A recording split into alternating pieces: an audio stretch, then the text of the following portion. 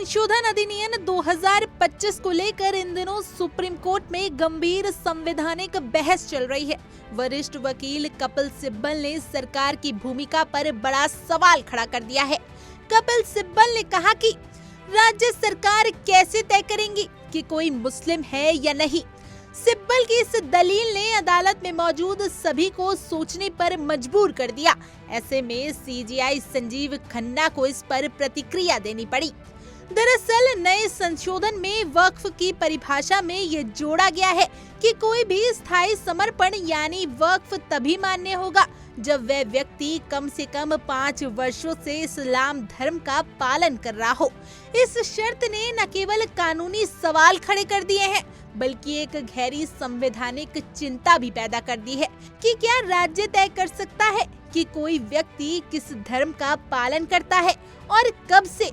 ये निजी आस्था का मामला है, इसमें सरकार कैसे दखल दे सकती है। सिब्बल ने सवाल उठाते हुए कहा कि किसी की धार्मिक मान्यता को प्रमाणित करना प्रशासनिक व्यवस्था के बाहर की बात है। उन्होंने कहा कि क्या अब नागरिकों को अपने धर्म का प्रमाण पत्र लेकर चलना होगा।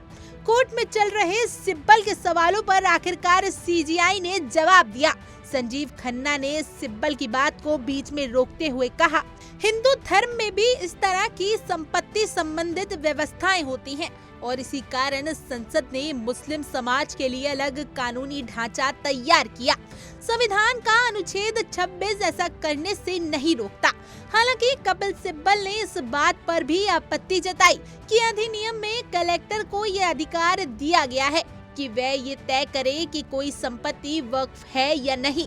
उनका तर्क था कि कलेक्टर जो कि सरकारी अधिकारी होता है उसे धार्मिक या धार्मिक संबंधित संपत्ति के मालिकाना हक का अंतिम निर्णायक बनाना असंवैधानिक है।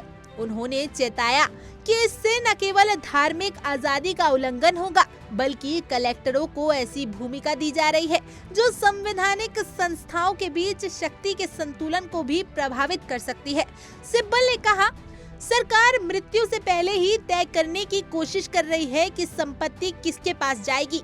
इस्लाम में विरासत का निर्धारण मृत्यु के बाद होता है, न कि पहले। विशेषज्ञों का मानना है कि इस संशोधन में वक्फ की अवधारणा को एक कानूनी दायरे में बांधने की कोशिश की गई है, लेकिन ये कोशिश कहीं न कहीं धार्मिक स्वतंत्रता के अधिकार से टकराती है। ये मामला अब सुप्रीम कोर्ट के विवेक पर निर्भर है कि वह इसे किस संवैधानिक दृष्टिकोण से देखती है, धार्मिक अधिकारों की रक्षा करते हुए या प्रशासनिक संतुलन कायम करते हुए। इस बहस ने न सिर्फ कानूनी गलियारों में बल्कि आम लोगों के बीच भी ये चर्चा छेड़ दी है कि क्या सरकार आस्था तय करने का अधिकार रखती है।